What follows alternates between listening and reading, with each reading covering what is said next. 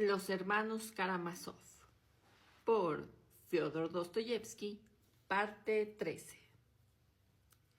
Formaban una pareja tan opuesta, lo mismo en personalidad que en carácter, que seguramente habría sido imposible imaginar a dos individuos menos parecidos. Precisamente en aquel tiempo se celebró la entrevista, o mejor dicho, la reunión de todos los miembros de esa familia mal avenida, en la celda de Starets, reunión que ejerció una extraordinaria influencia sobre Alyosha. El pretexto fue en realidad una falacia. Las discrepancias entre Dmitri Fyodorovich y su padre Fyodor Pavlovich con respecto a la herencia y la valoración de los bienes habían llegado por entonces, al parecer, a un punto insostenible. Sus relaciones se habían deteriorado y se habían vuelto insoportables. Fue Fyodor Pavlovich quien, por lo visto, había dejado caer medio en broma la idea de que deberían reunirse todos en la celda del Staretsozima y aún, sin recurrir a su mediación directa, llegar a pesar de todo a alguna fórmula de entendimiento más aceptable, ya que además la dignidad y la personalidad del Starets podrían ejercer cierta influencia conciliadora. Dmitri Fyodorovich, que nunca había estado con el Starets y ni siquiera lo había visto, pensó naturalmente que lo que querían en cierto modo era intimidarlo con su presencia, pero como él mismo se reprochaba en su fuero interno sus frecuentes salidas de tono, especialmente destempladas, en las discusiones que venían teniendo con su padre en los últimos tiempos, aceptó la invitación. Conviene señalar, por cierto, que Dmitri no residía en casa de su padre como Iván Fyodorovich, sino que vivía por su cuenta en el otro extremo de la ciudad.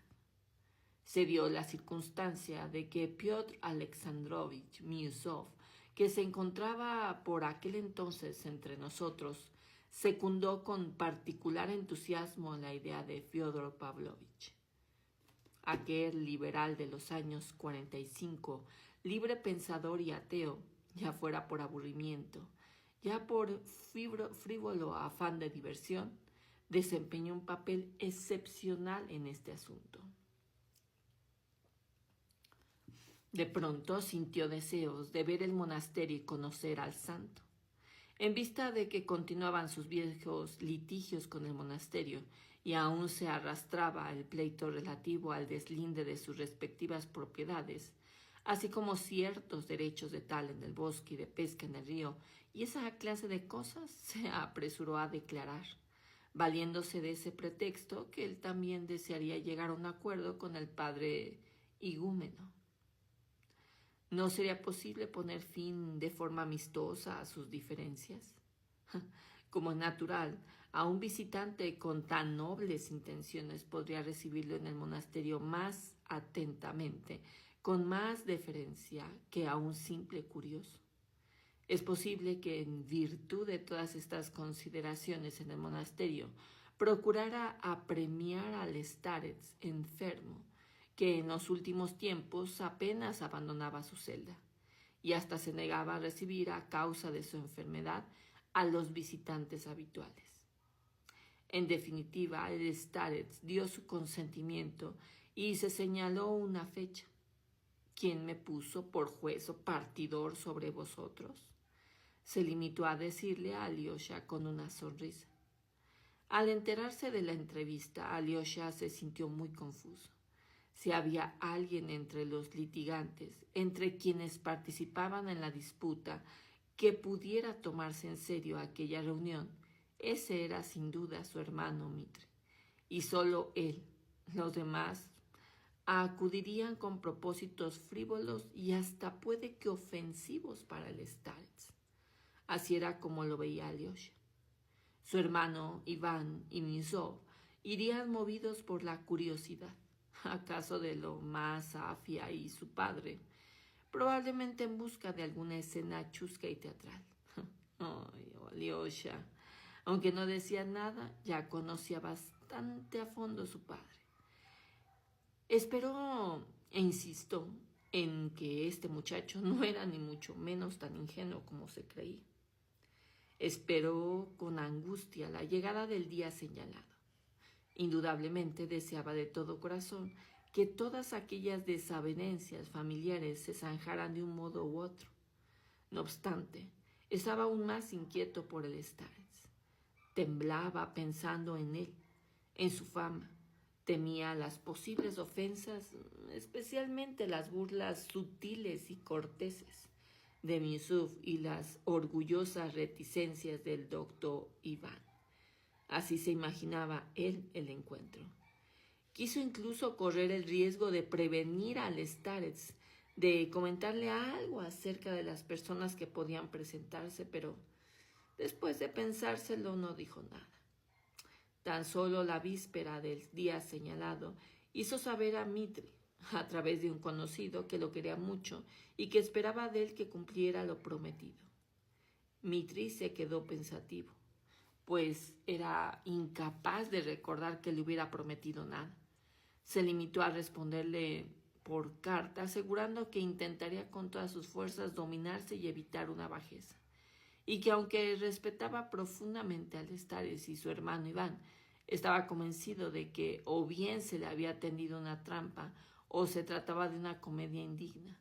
En cualquier caso, estoy dispuesto a tragarme la lengua antes que faltarle al respeto a un santo varón que tú tanto veneras, añadía Mitri como conclusión de su breve misiva.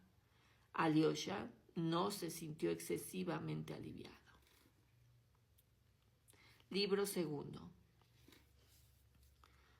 Una reunión inoportuna. Llegan al monasterio. Hacia un día estupendo, cálido y soleado. Estaban a finales de agosto. La entrevista con el Starets se había fijado para justo después de la última misa, a eso de las 11:30. Sin embargo, nuestros visitantes no asistieron a la misa, sino que llegaron al final. Se presentaron en 2 carruajes. En el primero, una elegante calesa tirada por una pareja de costosos caballos. Venía Piotr Alexandrovich Miusov en compañía de un pariente lejano, Piotr Fomich Kaljanov, un hombre muy joven, de unos 20 años. Este joven se estaba preparando para ingresar en la universidad, pero Miusov, en cuya casa vivía entonces por alguna razón, lo tentaba ofreciéndole que lo acompañara al extranjero, a Zúrich o a Jena, para ingresar en la universidad de ahí y concluir sus estudios. El joven no acababa de decidirse. Era una persona pensativa y parecía distraído. Tenía una cara agradable, era de complexión fuerte y bastante alto.